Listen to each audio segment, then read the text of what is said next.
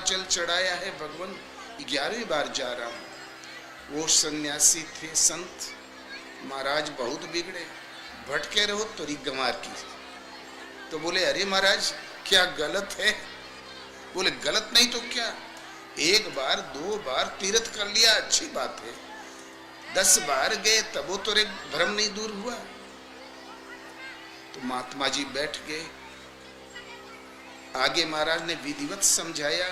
स्वर कहते हैं श्वास को, स्वर स्थिर हो जाए, चिंतन ऐसा करो कि श्वास वांस की तरह खड़ी हो जाए। डोलत डिगे न बोलत विसरे, अस उपदेश दृढ़ावे। इस एक ही राम नाम का, ओम का उतार चढ़ाव श्वास पर है। श्वास तक की दूरी तय करने के लिए 2 सीढ़ियां नीचे पार करनी पड़ती है, वेखरी, मध्यमा, पसंती और परा। वेखरी वाणी से जाप करो, हरि कीर्तन करते हैं वेखरी वाणी, और बैठ के जम के जाप करो, राम राम राम राम खुल के करो। ओम जपते हो तो ओम। जब मन में टिकने की क्षमता आ जाए तो मध्यमा, मध्यमा ने धीमे आहिस्ते आहिस्ते इस ढंग से उच्चारण करो, पास पड़ोस में कोई बैठा हो उससे न सुनाई पड़े। आप जपो भी और सुनो भी। ये उच्चारण कंठ से होता है, हल्का सा जीभ का सहारा दो, ओम ओम ओम ओम ओम, धुन बांधो।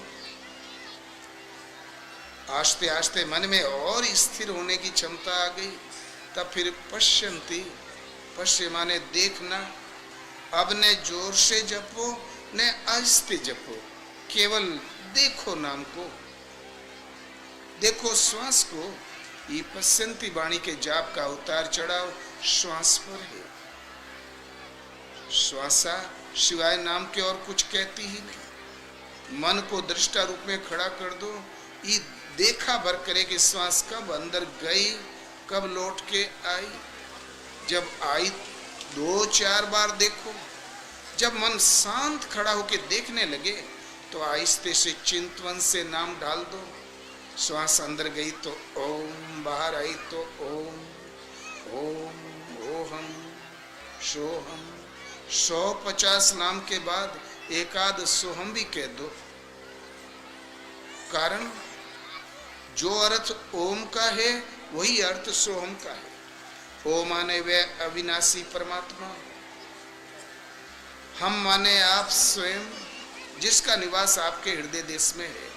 शो माने वे अविनाशी परमात्मा, अहम माने आप स्वयं जिसका निवास आपके हृदय देश में है। दोनों का अर्थ एक, लेकिन सोहम शब्द बदनाम हो चुका है आजकल।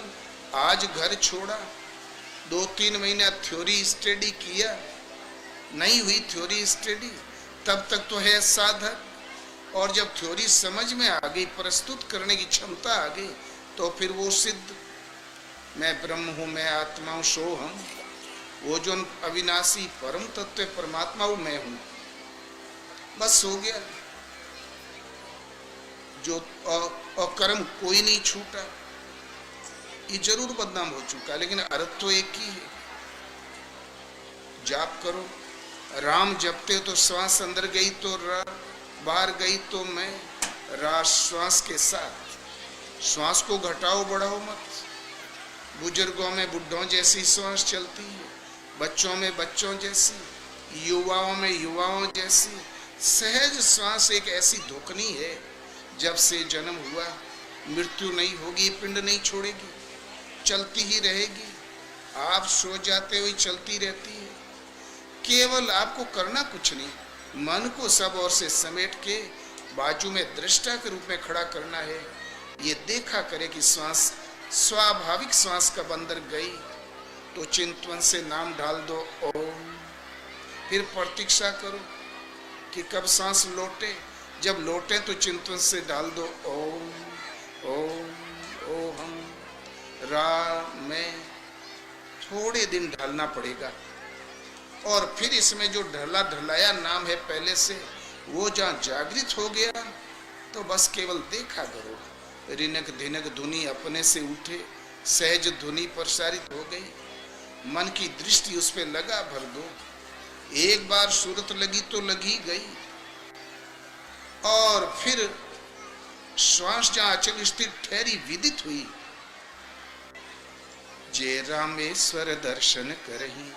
जो कोई भी इस स्वर का साक्षात्कार कर लेगा, स्वर को अचल स्थिर खड़ा कर लेगा, देखने में समर्थ हो जाएगा, तो बिनु प्रयास भव सागर तरही। इस स्वर के निरोध के साथ ही ये मन की निरोधावस्था है।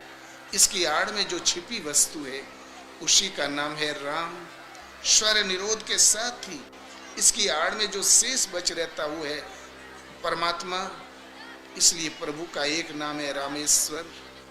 राम और ईश्वर, वो फिर उन्हीं के लिए तो भजन करते थे। प्रयास खत्म, साधना हुई पूरी, भव सागर तरही। वो भव सागर तर जाता है।